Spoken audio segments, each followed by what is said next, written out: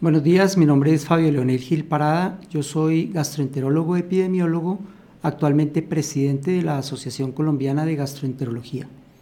En esta oportunidad vamos a hablar de cómo cerrar el ciclo con patología y llegada al especialista para el tratamiento. Los objetivos que queremos conseguir con esta presentación es hacer un recorrido desde la prevención, cuando una persona no siente nada, hasta el diagnóstico y tratamiento. Básicamente tratando de prevenir complicaciones y manifestaciones que empeoran la salud de los pacientes que tienen cáncer de colon. Entonces el objetivo principal es favorecer las estrategias para detectar este tumor de una manera temprana o detectar las lesiones premalignas, es decir, lesiones tan pequeñas o diminutas que no producen síntomas y que el paciente ni siquiera se da cuenta.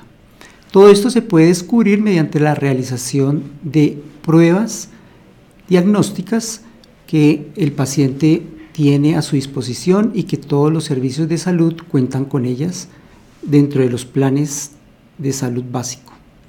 Usualmente el mayor objetivo, la población más importante para desarrollar esta prevención está alrededor de los 50 y 75 años y es lo que denominamos pacientes de riesgo promedio, es decir, una persona que no siente absolutamente nada a nivel gastrointestinal, que puede ser portador de una lesión y que esta lesión, al detectarla oportunamente, le va a prevenir un cáncer y todas sus consecuencias. Es importante reafirmar que la prevención y el diagnóstico temprano tiene implicaciones para favorecer el buen estado de salud de las personas, a diferencia de un diagnóstico tardío, en el cual el hallazgo de una lesión avanzada va a afectar la calidad de vida, el costo emocional, el costo para la salud de la persona, de la familia y para el sistema de salud. Es importante destacar la importancia y el concepto que tienen las estrategias que tenemos a nuestra disposición para la detección y tamización y vigilancia de los factores de riesgo y la intervención inicial acorde a estos factores de riesgo y los hallazgos de patología de acuerdo al examen que se le realice al paciente. ¿Por qué justificamos hacer este tipo de información a nivel público? Es decir, que le llegue a todas las funcionarios de la salud, a la población en general, a los pacientes. Por eso en los términos que vamos a utilizar esperamos que sean muy amigables y de fácil entendimiento. Lo que queremos es alertar a la población y a los funcionarios de la salud que el cáncer de colon y recto o cáncer colorectal está aumentando en incidencia y que desafortunadamente estamos diagnosticando muchos pacientes en fases avanzadas cuando podríamos diagnosticarlos tempranamente. Al diagnosticarlos tempranamente estaríamos previniendo su desarrollo y todas sus complicaciones y disminuyendo la mortalidad. Es importante por esto adherirse a las guías de manejo, que es un inconveniente que sucede en todo el mundo, que usualmente ni los médicos o las instituciones nos adherimos a las guías de manejo y por eso es importante difundirlas. En nuestro caso, en la Asociación Colombiana de Gastroenterología trabajamos en la Guía de Práctica Clínica para la Tamización de Cáncer Colorectal en el año 2015. Esta guía se encuentra publicada en nuestra página web y actualmente todo su contenido está vigente. Entonces los invitamos a consultar nuestra página web. Allí encontrarán información para profesionales y para pacientes. www.gastrocol.com. Entrando en el tema del cáncer colorectal, el cáncer colorectal es una enfermedad principalmente de países desarrollados. Entonces encontramos como la mayor incidencia y prevalencia se encuentra en países como Australia y Nueva Zelanda, con una incidencia de 44.8 en hombres versus 32.2 por cada 100.000 habitantes. Y la incidencia más baja se encuentra en países de África con una incidencia de 4.5 en hombres y 3.8 en mujeres. Nosotros nos encontramos en un rango intermedio, pero que tiende a aumentar. Para Colombia, la incidencia está en 13.4 por 100.000 habitantes para hombres y 12.5 por 100.000 habitantes para mujeres.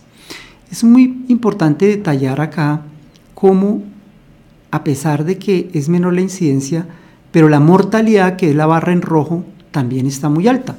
Si ustedes observan en la barra de países desarrollados, a pesar de que la incidencia es alta, la barra roja, que es la de la mortalidad, equivalentemente es más baja. Seguramente esto influye mucho en que en nuestro medio estamos diagnosticando el cáncer tardíamente. Al diagnosticarlo tardíamente, pues las complicaciones y la mortalidad va a ser más frecuente. Entonces, la propuesta es diagnosticarlo antes de que se presente en lo que se llaman lesiones precancerosas o en un estado temprano que permita hacer un tratamiento oportuno con menos riesgo para el paciente.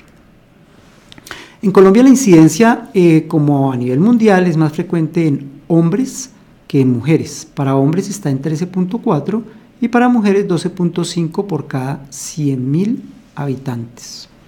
Igualmente es un país en el cual la incidencia promedio entre hombres y mujeres está en el 12.9%. Como pueden ver ustedes aquí, por el color de las barras, estamos en un país más o menos de riesgo medio hacia el alto. Igualmente la mortalidad sigue siendo muy alta, que está alrededor de 7.6 para hombres y 7 por cada 100.000 habitantes para mujeres.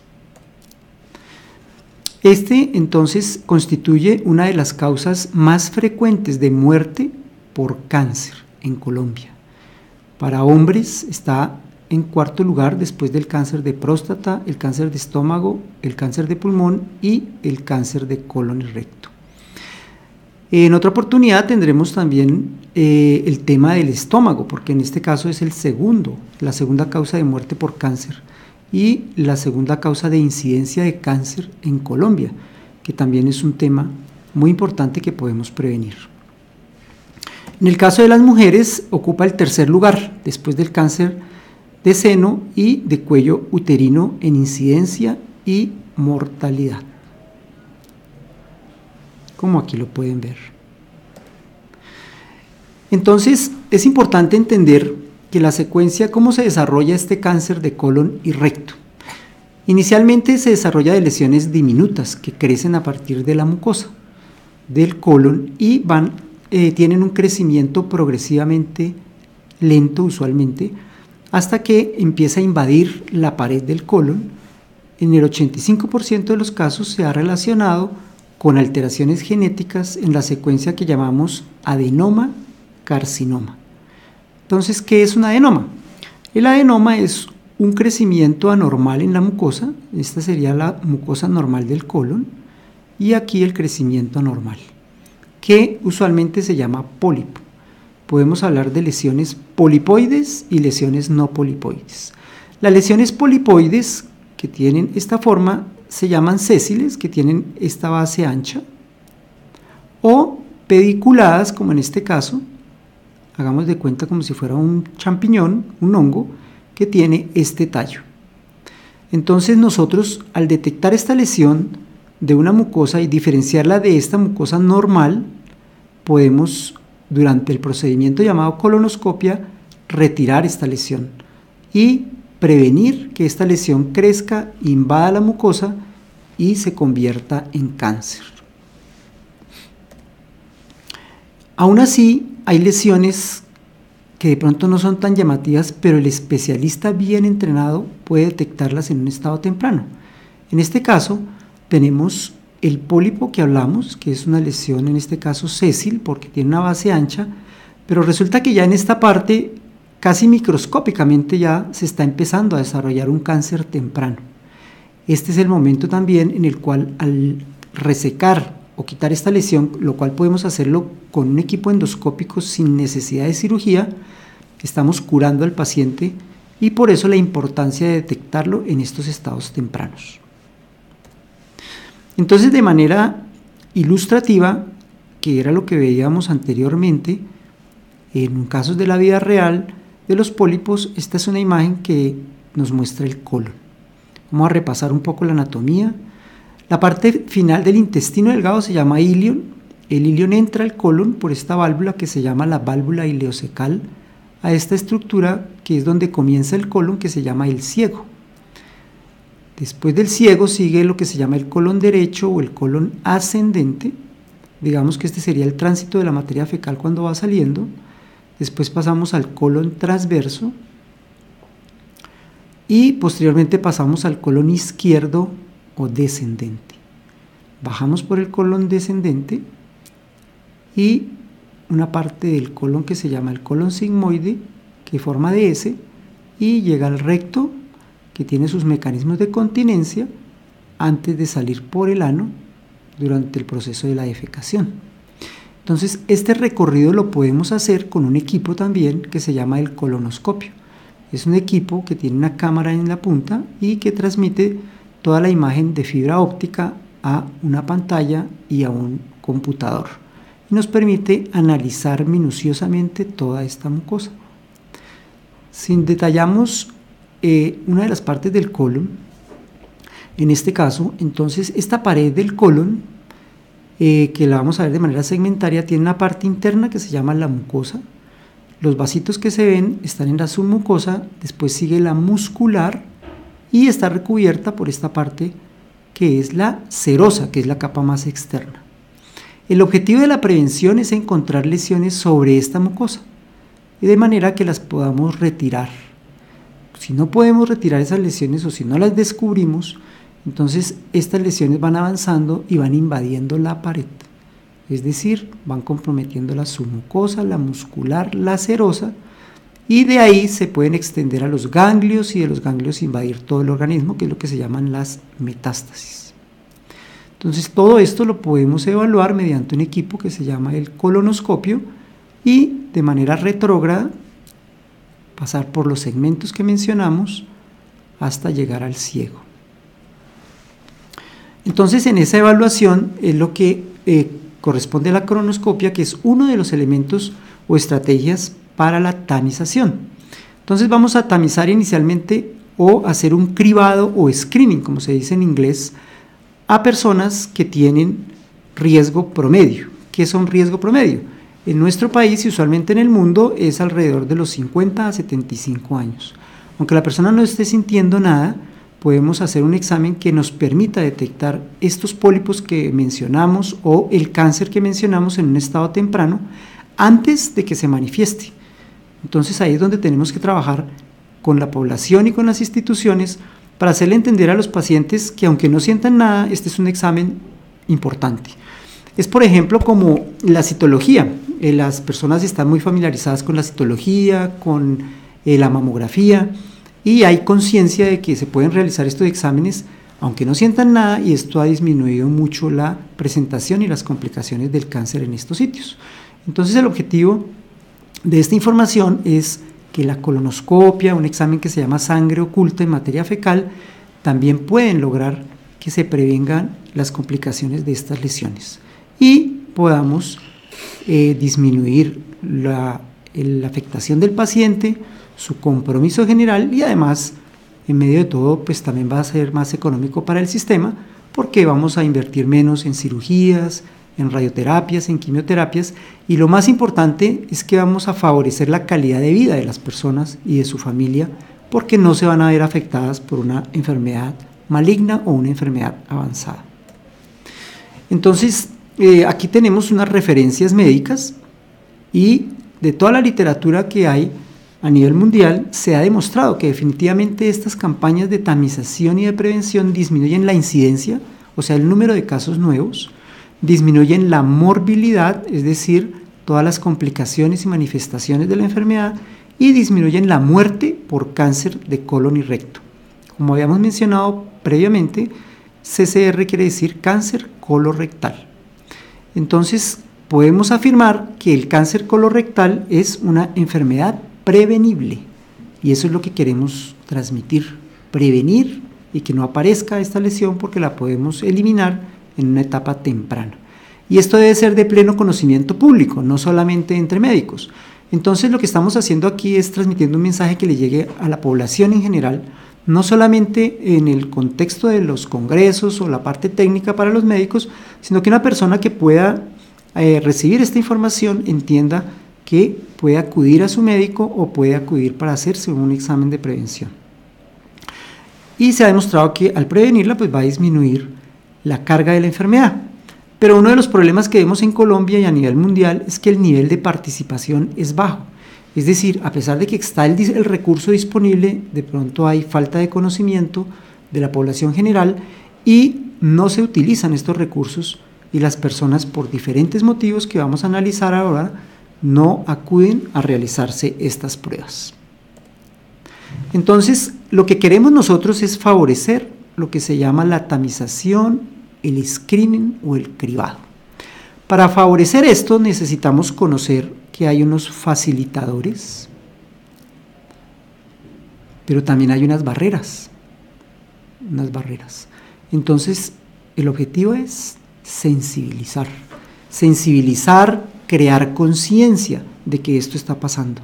Entonces debemos favorecer los facilitadores, la automotivación, debemos trabajar en redes sociales para difundir la información, debemos hacer que los médicos generales o los médicos de puerta de entrada de los pacientes familiaricen esta información con sus pacientes, aunque consulten por otra cosa. Una persona consulta por gripa, pero si tiene más de 50 años en una de estas evaluaciones podemos dejar la inquietud de que haga prevención, así como en el caso del hombre se hace un examen de prevención para la próstata, en el caso de la mujer la citología o la mamografía, que incluyan también un examen para la prevención de cáncer de colon, así tengan síntomas en otros sitios o no tengan ningún síntoma. Y todo esto debe ser parte de la educación en salud pública. Para eso nosotros debemos también tener conciencia y sensibilizarnos de que existen barreras. Obviamente los seres humanos tenemos temores a lo desconocido, temores a la enfermedad, temores a tener cáncer, entonces por eso a veces preferimos ni siquiera saberlo, porque eso es lo que nos dicen los pacientes, y entramos en un estado de fatalismo que ¿para qué saber si de todas maneras me voy a morir? Eso le dicen a uno los pacientes, pero podemos decirles que no, porque si descubrimos una enfermedad oportunamente, podemos salvarle la vida a la persona, podemos mejorar su calidad de vida y evitar un sufrimiento cuando ya la enfermedad es manifiesta. Entonces debemos trabajar en la aversión que tienen las personas y los seres humanos a hacerse exámenes y barreras culturales que dependen mucho de las religiones, de la parte cultural, de las comunidades indígenas, muchas cosas que nosotros a veces no estamos pendientes de conocer y que por eso no trabajamos los temas con todas las comunidades. Entonces, en ese contexto existen esas barreras, que eso es lo más importante, que nosotros podamos concientizarnos de las barreras, conocerlas. Entonces, las barreras, por ejemplo, socioculturales. Las personas les da miedo el cáncer, les da miedo de hacerse un examen. Hay creencias de que un examen le puede lesionar o que de pronto determinada prueba le puede generar algún malestar o que una complicación. Obviamente, como decimos en medicina, no hay una prueba exenta de complicaciones, pero en este caso las pruebas para el diagnóstico y la prevención del cáncer de colon y recto son mínimamente invasivas y con mínimos riesgos para la persona. También hay limitantes económicas, porque no es fácil a veces prepararse para un examen, entonces la persona prefiere ir a trabajar que tomarse un día para hacerse un examen, o tomarse unas horas para prepararse y hacerse un examen. También se ha demostrado en la literatura que existen barreras para el acceso. A veces las personas más desfavorecidas o con menos recursos económicos o que viven en zonas rurales podrían tener menos acceso que las personas que viven en las ciudades. Eso pues está demostrado en la literatura mundial y eso tenemos que tenerlo en cuenta cuando trabajamos en la prevención. Hay barreras individuales, cada persona tiene su forma de ser y hay unos que niegan la enfermedad, que no quieren saber de enfermedades o que compiten con su propia vulnerabilidad porque tienen otro tipo de enfermedades o sensibilidades que hacen que no acudan para buscar ayuda en otros aspectos de su salud. Entonces, por eso tenemos que diseñar estrategias que le lleguen a todas las personas y igualmente nosotros como médicos, como enfermeras, como profesionales de la salud, tenemos que ayudar para evitar que haya tantos obstáculos para recibir estos servicios, en todos estos procesos de autorizaciones, en todos los procesos de participación, hay que explicar muy bien el consentimiento informado de manera que sea amigable para que la persona entienda que esto es para prevenir y que las complicaciones son bajas, acomodarse mucho a los horarios de los pacientes y no tener actitudes que lo que hacen es espantar a las personas, hacerse una prueba porque no estamos asequibles a resolver sus inquietudes. Entonces, por eso, insistiendo en la tamización y vigilancia. Entonces, la tamización es la detección temprana, la detección precoz o de las lesiones que pueden convertirse en cáncer, o sea, antes de que sean cáncer y que si las quitamos, prevenimos la enfermedad. Y la vigilancia consiste en que una vez que detectamos la lesión, entonces hay que hacerle un seguimiento a esa lesión, porque resulta que no es solamente quitarla, porque ya esa persona tiene sus marcadores genéticos o la posibilidad de que vuelvan a salirle otras lesiones. Entonces también hay que trabajar el tema de que hay que vigilar a este paciente, hay que explicarle una vez se le ha hecho un diagnóstico para que el paciente esté pendiente de su reporte de patología, que es el objetivo de esta presentación. Entonces es muy importante alertar al paciente de que no todo termina el día del examen, sino que hay que hacer una evaluación posterior y un seguimiento y una vigilancia con los resultados de la patología, o en el caso de una colonoscopia donde se le retire un pólipo, o en el caso de una cirugía donde se le retire un tumor. Entonces, para eso tenemos que saber que existen unos facilitadores que son lo más frecuente que se ha visto en la literatura, es que la persona tenga conciencia de que están las opciones y que puede prevenir. Y también que tenga conciencia de los factores de riesgo, porque estamos hablando de la población promedio que está entre 50 y 75 años. Pero resulta que los menores de 50 pueden tener factores de riesgo que hace que haya que hacer una tamización o una búsqueda de la enfermedad o de las lesiones premalignas más tempranamente. Entonces, por eso es importante también que haya conciencia de si yo tengo o no unos factores de riesgo. Y trabajar con las barreras, que es igualmente no hay que desconocer la importancia que tiene del temor a la enfermedad, de las alternativas y explicar muy bien las alternativas para que el paciente las conozca. Y muchos pacientes piensan que la tamización es solo cuando uno siente algo, entonces ahí es donde hay que aclarar que aunque uno no sienta nada, puede acudir a estas ayudas. También es importante en cuanto a la vigilancia, la periodicidad de la vigilancia dependiendo de cada caso, dependiendo de los hallazgos de la patología, de los hallazgos de los exámenes, de los antecedentes familiares, de los factores de riesgo. Igualmente, las experiencias personales o familiares generalmente acercan mucho a los pacientes al médico o a estas pruebas de prevención porque han vivido de manera cercana la experiencia de un familiar que ha pasado por esta enfermedad. Y seguir insistiendo en el trabajo sobre la falta de información. Entonces, de eso se trata, de difundir toda esta información para que la gente aprenda y sepa que hay pruebas disponibles y que las pueden utilizar. Porque si uno desconoce que existen estos elementos, pues igualmente no sabría que los van a utilizar. Entonces, tenemos que trabajar en esto que se llaman los modificadores. Los modificadores es la actitud que tiene el personal de la salud, el personal administrativo de las IPS, de las EPS, para que sean programas masivos de educación pública donde sensibilicemos a las personas y a los trabajadores de la salud para prevenir, no solamente esperar enfermos o personas que ya tienen enfermedades avanzadas, sino trabajar en la prevención aunque la persona no sienta nada, que sea una meta diaria en nuestras consultas, trabajar con los pacientes, con sus familiares para la prevención. Y ahí es donde está el papel muy importante de los médicos de entrada, cuando llega un paciente de urgencias, cuando llega un paciente de una consulta externa por cualquier motivo, para que promueva la prevención dentro de estos pacientes. Entonces es muy importante sensibilizarnos ante las actitudes y creencias de los pacientes. Nosotros debemos comprender que las personas tienen sus creencias, respetar sus culturas, su religión, y debemos interrogarnos qué es lo que está pasando, por qué los pacientes a veces, si hay una información, por qué no acuden a ella. Entonces es muy importante descifrar y tener una comprensión empática con nuestros pacientes para poder descifrar cuáles son sus temores, sus creencias y poderles llevar un mensaje de prevención. Nosotros trabajamos en la Asociación Colombiana de Gastroenterología desarrollando las guías para la prevención, las cuales están disponibles, como dijimos, en la página web de nuestra asociación. Estas guías fueron hechas con la máxima evidencia científica y en conjunto con el grupo Cochrane, que es un grupo de alto nivel científico y académico a nivel mundial, y por lo cual se aplicó, entre otras, esta metodología que se llama la metodología GRADE, para poder clasificar las recomendaciones que nosotros hacemos para el enfoque de los pacientes con este tipo de enfermedades y la forma de prevenir la enfermedad. Entonces, nosotros presentamos la información de acuerdo a las características y al grado de confianza basado en la literatura mundial de las recomendaciones para hacer estas pruebas.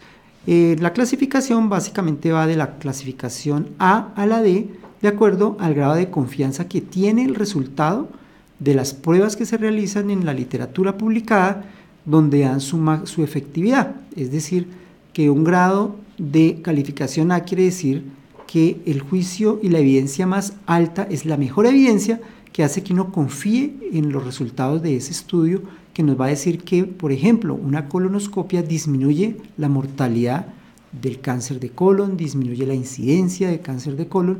Eso está basado en literatura de la más alta calidad científica. Y por eso hacemos unas recomendaciones. Entonces las recomendaciones, cuando decimos que la recomendación es fuerte a favor, se recomienda tomar una conducta. Si la recomendación es débil, se sugiere tomar una conducta. Estas recomendaciones básicamente fueron socializadas, además de expertos y de entidades gubernamentales, también con pacientes. Es decir, que hubo la participación muy importante de los pacientes, precisamente para que las recomendaciones tengan una terminología clara y sean fácilmente entendibles. Las pueden encontrar con mayor información en nuestra página de la Asociación Colombiana de Gastroenterología. Vamos a revisar, en cuanto al tema que estamos hablando, por ejemplo, la utilidad de la colonoscopia. Entonces, ¿cuál es la utilidad de la colonoscopia para la tamización de cáncer colorectal en adultos que no sienten nada, que es lo que insistimos, se llaman riesgo promedio? Entonces, el riesgo promedio en personas entre 50 y 70 años, toda la persona entre 50 y 70 años en Colombia debería tener una colonoscopia como primera opción, así no sienta nada. Y esto es una recomendación fuerte a favor.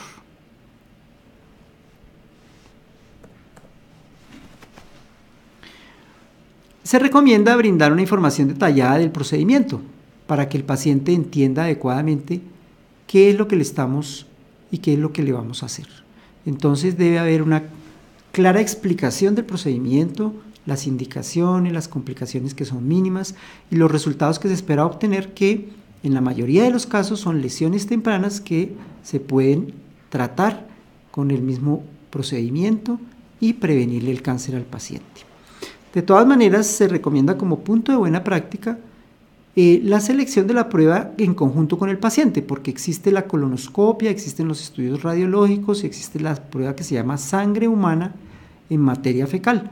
Entonces nos debemos poner de acuerdo con el paciente, de acuerdo precisamente a sus creencias, a su convicción de prevención, a sus experiencias previas, cuál sería la mejor prueba para cada paciente, y siempre pensando que la colonoscopia es la mejor opción. También, como hablábamos anteriormente, aunque está enfocado entre los 50 y 75 años, resulta que hay personas que tienen un mayor riesgo. Entonces, eso es lo que debemos conocer. Si la persona tiene antecedentes de fumar, si la persona es obesa, si la persona tiene un síndrome metabólico, es decir, que tiene alteraciones de su metabolismo relacionados con el azúcar alta, con cambios con el hígado graso, con acumulación de la grasa en la cintura, con aumento de peso, si ingiere alcohol, si fuma, todas estas personas van a tener un mayor riesgo, igual las personas de raza negra. Entonces seguramente ya no va a ser a los 50, sino va a ser antes que se hagan estos estudios de prevención. Y por eso esto es importante evaluarlo con su médico tratante. Igual las personas que tienen antecedentes familiares de cáncer o de pólipos en el colon. Entonces, ¿qué pasa y qué se ha detectado en la literatura y en nuestro medio frente a esta prueba, la colonoscopia? Los facilitadores es que es una prueba que es un examen muy meticuloso y nos permite también tratar al paciente durante el procedimiento, que usualmente cuando una persona ha pasado por esta por este examen es el mejor facilitador para que otra persona se lo haga y que siempre debemos educar al paciente en cómo es que se realiza la prueba y cuáles son los resultados que se esperan. Tenemos que ser conscientes y trabajar el tema en que puede ser vergonzante para el paciente. Esos son lo que llaman las barreras, porque sabemos que los pacientes lo manifiestan, que es algo íntimo, es un examen que se hace por el recto, puede ser un poco vergonzante para algunas personas o molesto, y por eso tenemos todas las precauciones como médicos, como gastroenterólogos que realizamos estos procedimientos, que se realizan especialistas que muchos años han estudiado el tema, como gastroenterólogos, cirujanos especializados, coloproctólogos, con toda la calidad para realizar el procedimiento. Entonces es importante tener en cuenta que el paciente, explicarle la preparación para que saque su tiempo, para que se tome su preparación y de acuerdo a una buena preparación pues tenga los mejores resultados. Una alternativa a la colonoscopia es lo que se llama la sangre oculta en materia fecal. Entonces, ¿qué es la sangre oculta en materia fecal? La idea es que la persona recoge la muestra de materia fecal en la primera hora de la mañana, se lleva al laboratorio y a ese examen hay dos formas. Una que es lo que se llama tradicionalmente el guayaco, que son 3 pruebas seguidas que ya está entrando en desuso realmente porque hay que prepararse y solamente detecta mediante una reacción química la presencia de hemoglobina en la materia fecal. Sobre esta prueba hay una mejorada que es la que se prefiere, que es solamente una sola toma, ya no son 3, no hay que hacer dieta, no hay que prepararse, sino solamente llevar la muestra de materia fecal al laboratorio y es lo que se llama la sangre oculta en materia fecal por la técnica inmunoquímica. ¿Esto qué quiere decir? Que en esa materia fecal, si llegara a haber algún proceso inflamatorio, un pólipo, dentro del colon o el recto de la persona, esto produce un microsangrado. Entonces va a haber hemoglobina humana en esa materia fecal y la prueba consiste en anticuerpos contra esa hemoglobina humana y si la reacción es positiva, quiere decir que existe la sospecha de que algo está eliminando sangre de manera microscópica a través del colon de la persona. Entonces después de esta prueba, si sale positiva, se haría la colonoscopia. Y si sale negativa, pues se recomienda entonces hacerle un seguimiento a la prueba un año después. Para la prueba inmunoquímica, como hablamos, no se requiere ninguna dieta y la prueba inmunoquímica es una alternativa aceptable también como primera medida, dependiendo de la disponibilidad o no de la colonoscopia, para la prevención del cáncer de colon y recto. Y es mejor que la prueba tradicional del guayaco, que ya está entrando en desuso.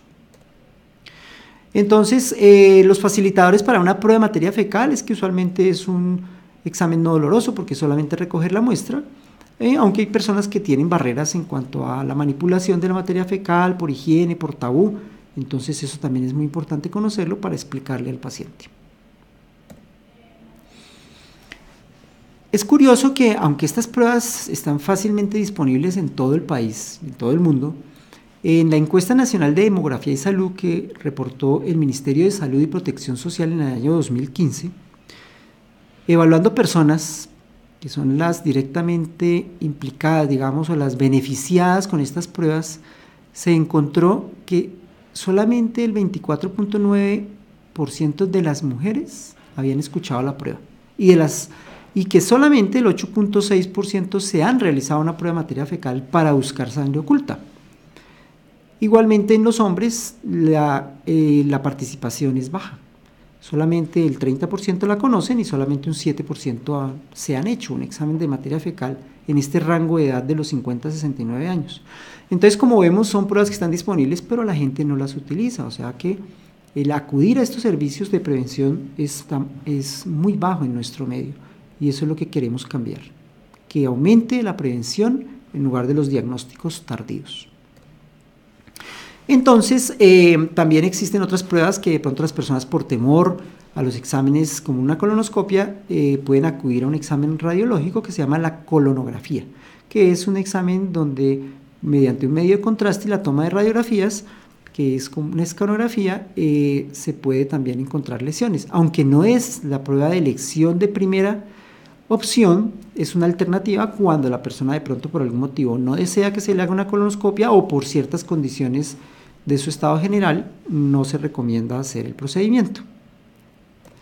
Entonces, la colonografía como tal es una alternativa que también nos permite detectar lesiones tempranas en el colon y el recto.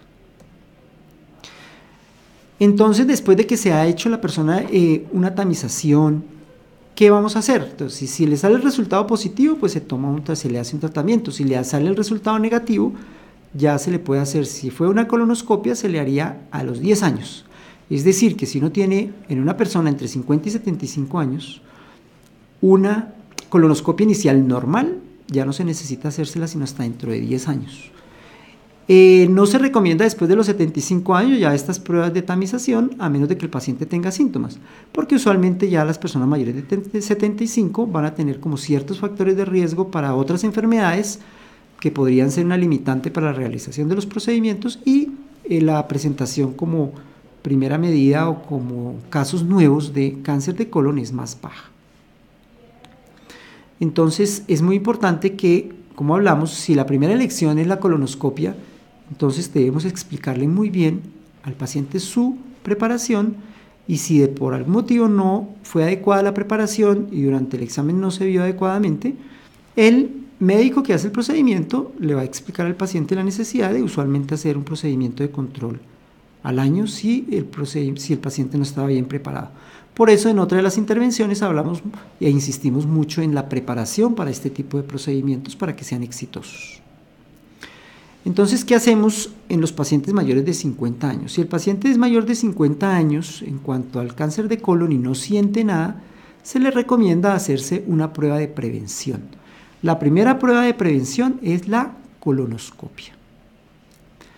Entonces, estamos hablando de la colonoscopia, pero si el paciente no desea una colonoscopia, puede también acudir a solo la recolección de una muestra de materia fecal, y preferimos la prueba inmunoquímica, que es la del anticuerpo contra la sangre humana en la materia fecal del paciente. Y hay otra que a veces cuando no está disponible esta prueba, por ejemplo en zonas rurales, de pronto no está disponible, entonces podemos acudir a la técnica del guayaco, que es recoger 3 muestras en días diferentes y analizar si hay hemoglobina dentro de la materia fecal, y si el examen sale positivo, entonces el paciente debe proceder a una colonoscopia, necesariamente. Entonces, por ejemplo, si estamos en un lugar alejado, en una zona rural, en cualquier parte se puede hacer un examen de guayaco o sangre oculta, y si sale positivo, pues ya hay que buscar un nivel donde haya la disponibilidad de una colonoscopia, y de acuerdo a ese resultado de la colonoscopia viene lo que se llama el tratamiento y la vigilancia de este paciente. Si resulta que el resultado es negativo, entonces la colonoscopia salió normal, se le hace una colonoscopia 10 años después para prevenir. Si la sangre oculta fue el examen de elección inicial, entonces se debe repetir al año. Si una sangre oculta sale negativa, se repite al año y se está vigilando anualmente. Si sale positiva, pues se debe remitir al especialista o a la colonoscopia para evaluar que haya una lesión en este paciente. ¿Y qué pasa después? ¿Qué pasa después, digamos, cuando ya hay un resultado de un procedimiento o cuando el paciente tiene factores de riesgo o de mayor riesgo? Entonces existe, si el paciente o una persona tiene antecedentes familiares de cáncer de colon o de pólipos, si la persona tiene una enfermedad que se llama la enfermedad inflamatoria intestinal, enfermedad que se llama colitis ulcerativa o enfermedad de Crohn, que son enfermedades donde se inflama el intestino, o la persona tiene antecedentes familiares cercanos de síndromes genéticos asociados a una enfermedad que se llama poliposis familiar, que hay diferentes tipos, o de acromegalia, entonces estas personas van a tener mayor riesgo y seguramente van a necesitar unos procedimientos de diagnóstico y prevención antes de los 50 años. Por eso tenemos que favorecer la relación médico-paciente para evaluar este tipo de pacientes en los cuales pueden favorecer de un estudio antes de los 50 años.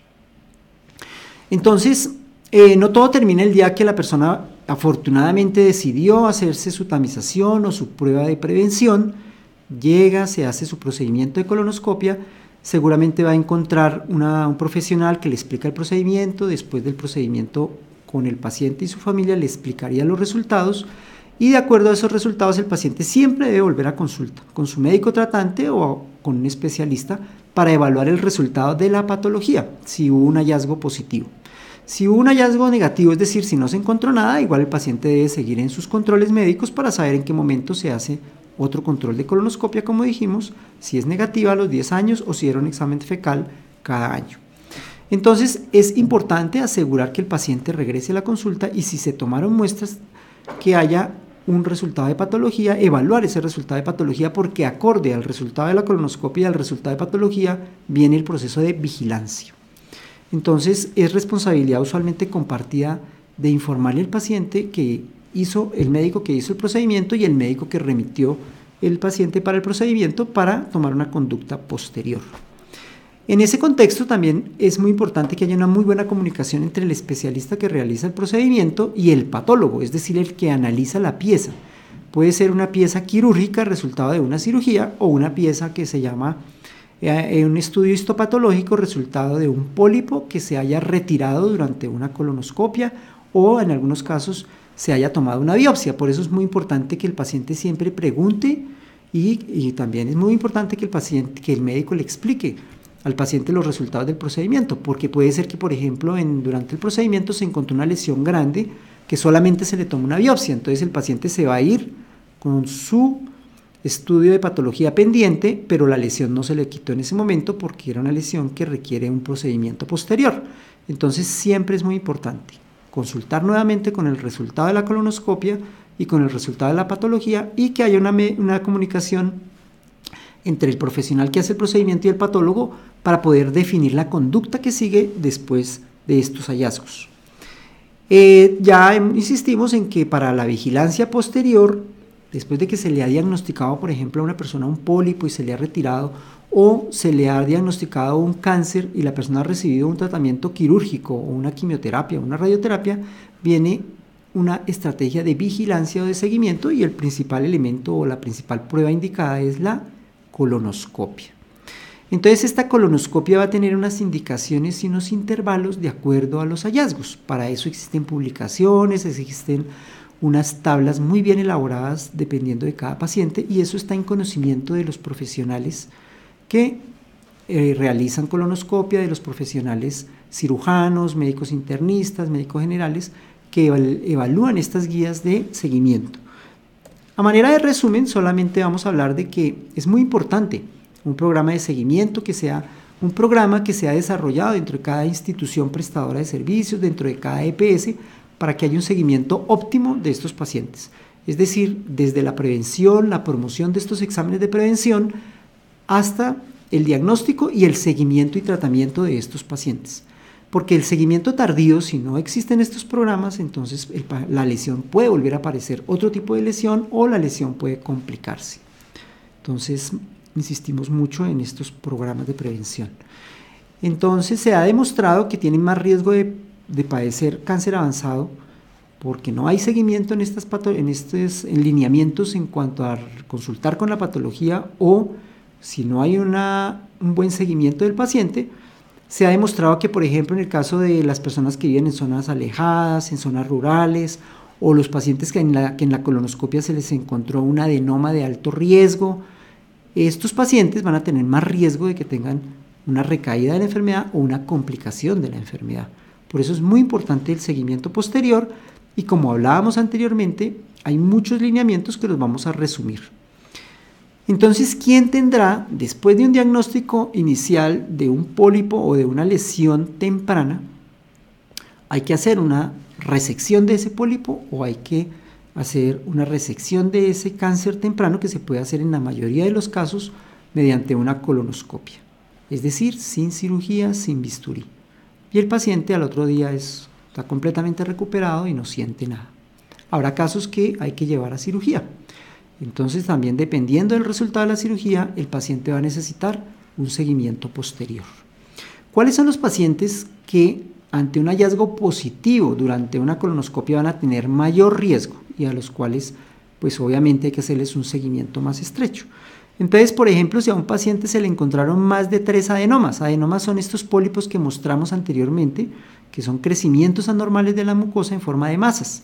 Entonces, si el paciente tiene más de 3 o el tamaño de ese pólipo tiene más de 1 centímetro o histológicamente el patólogo nos dice que tiene un componente velloso. Es decir, estos pólipos ya técnicamente se habla de que pueden ser pólipos vellosos, tubulares o tubulovellosos. ¿Qué quiere decir? Eso quiere decir que de acuerdo a la estructura microscópica, como lo vea el patólogo, lo va a clasificar en uno de estos tres, pero los que más riesgo tienen son los que tienen el componente velloso. Hay otros pólipos que se denominan los pólipos o adenomas aserrados y que usualmente están en el colon derecho. Estos pólipos usualmente también tienen mayor riesgo de tener transformación maligna y por lo cual hay que vigilar a estos pacientes porque tienen genéticamente en sus células la posibilidad de volver a formar más pólipos. Y cuando se examina la pieza de patología, la presencia de displasia de alto grado, que es un grado de dismorfismo, de alteración de la célula, en el cual está relacionado con el cáncer. Si esa lesión está limitada a la parte superficial, se llama cáncer temprano. Si esa lesión invade profundamente, que invade la pared o invade los vasos o invade los linfáticos o los ganglios o se sale del colon, que puede ser a nivel regional en el abdomen o a nivel general, pulmones, columna, que se llaman metástasis. Entonces, hay que tener en cuenta que estos son marcadores que van a hacer que la vigilancia sea más frecuente. Entonces, para asegurar el seguimiento después, puede ser, uno que hablamos anteriormente es cuando se le retira el pólipo al paciente. En este caso vamos a hablar de cuando el paciente fue operado de un tumor. Entonces vamos a hacer vigilancia después de que el paciente fue operado de un cáncer de colon. Es decir, que después de operado no todo termina ahí. El paciente tiene que volver y hacerse un seguimiento porque tiene el riesgo de que vuelva y le aparezca un pólipo o una lesión. Entonces, por eso se recomienda, dependiendo de los hallazgos de la cirugía y las indicaciones del cirujano, que haya una colonoscopia de control nuevamente 3 meses a 1 año después, de acuerdo a la presentación y de acuerdo al reporte de patología. Lo mismo que haya colonoscopias posteriores después del año, cada 3 a 5 años como seguimiento, porque el paciente genéticamente está predispuesto a que le puedan aparecer pólipos y podemos seguir previniendo la reaparición del cáncer. Y en el caso del cáncer colorectal del recto, se ha sugerido que estos intervalos sean más cortos porque se ha demostrado que puede haber mayor recurrencia en la anastomosis. Entonces, en resumen, queremos llevarles el mensaje de que primero que todo hay que prevenir y que estas pruebas están disponibles para todos los pacientes en Colombia. Después de prevenir, hacer un diagnóstico adecuado con profesionales calificados y hacer un seguimiento posterior para evitar las recaídas. Que todas las personas estamos expuestas a la posibilidad de tener un cáncer y aunque uno no sienta nada, es importante consultar con el médico y hablar de la disponibilidad de estas pruebas para mantener un buen estado de salud. Muchas gracias.